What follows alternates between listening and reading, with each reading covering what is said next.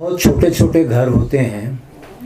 جب وہ گھر جن کی نہ دیواریں ہوتی ہیں نہ چھتیں، بوسیدہ گھر، پسماندہ آبادیاں اور ایسے تاریک گھر جن میں کوئی انسان رہنے کا تصور بھی نہیں کر سکتا، وہ اس لیے ہوتی ہیں کہ ایک بڑا گھر ہوتا ہے.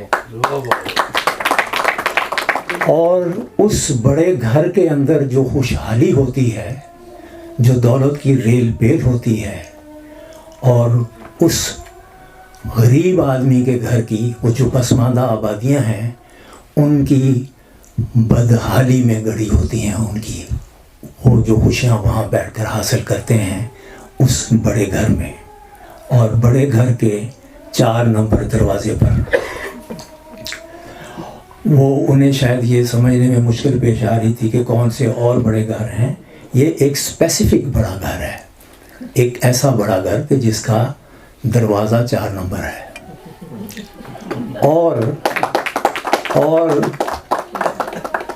اس میں آسمان نے جو اعمال نامہ لکھا ہے وہ کام آئے گا اس وقت جب اس ملک میں کوئی جرأت کر کے نفسیات کے ماہرین کا ایک بورڈ بنائے گا کہ جس میں اے پولیٹیکل ایک کریکٹر کا، ایک غیر سیاسی عناصر کا اور سیاسی لوگوں کے ساتھ جب ان کا تقابل ہوگا تو اس سائیکو انالیسس میں یہ کتاب اعمال نامے کے طور پر اس میں ریفرنس کے طور پر کام آئے.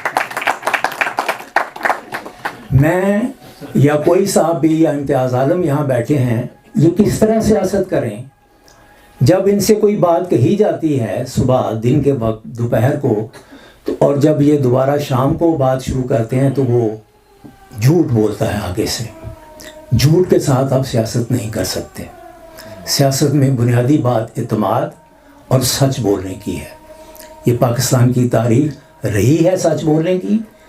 یہ بھی مستنصر مجھے بتا رہے تھے کہ لیاقت باغ سے ولی خان پنڈی سے 19 لاشیں اٹھا کر لے کر گیا تھا.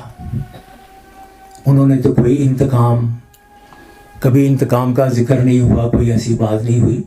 پاکستان کی سیاست سے نابلد، ناواقف، بے بہرا ایک ایسا شخص ہمیں اس کتاب کے 4 سالوں میں ملتا ہے جو غیر سیاسی ہے. ہمیں بالکل یہ تفریق کرنی چاہیے سیاستدانوں میں اور غیر سیاسی لوگوں میں. ابھی میرے ایک دوست نے یہ کہا کہ 22 تاریخ اور پھر یہ کہ پی ڈی ایم اور وہ آپ ضرور کرتے رہیں، لیکن اس کو سیاستدانوں میں شامل جب تک آپ کریں گے تو مسائل پیدا ہوتے رہیں گے.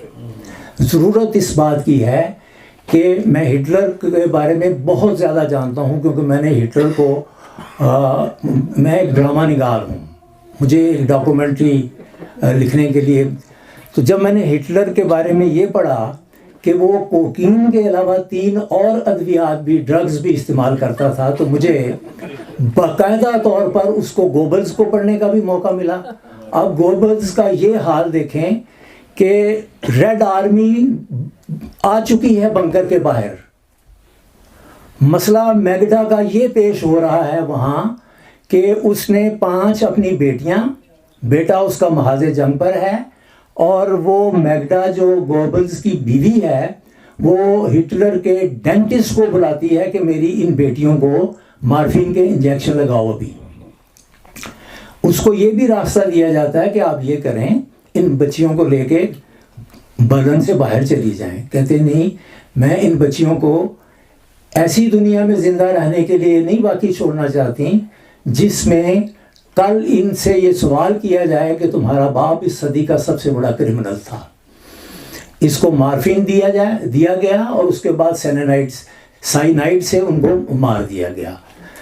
یہ جو ہمارے ہاں کھیل کھیلا جا رہا ہے یہ ایک ذہنی مرض کا ہے، ایک ذہنی مریض کا ہے. ایک ایسی نشے کی حالت میں گفتگو اور باتیں ہوتی ہیں جو صبح کی جاتی ہیں تو وہ یاد نہیں رہتی ہیں. اب آپ پاگل خانے جا کے کسی بھی پاگل سے پوچھ لیں، وہ اس کو صبح یاد نہیں ہوتی. میں چند دن پہلے ایک پاگل سے ملا وہ بھی ڈرامے کے سلسلے میں. تو میں نے اسے کہا یار ملک پر کس کی حکومت ہے؟ کہنے لگا لیاقت علی خان کی.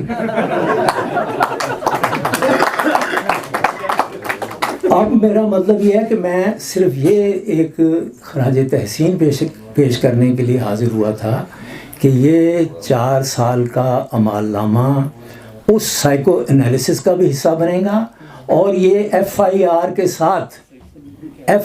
کے ساتھ ایک ضمنی کے طور پر بھی یہ کتاب لگائی جائے گی.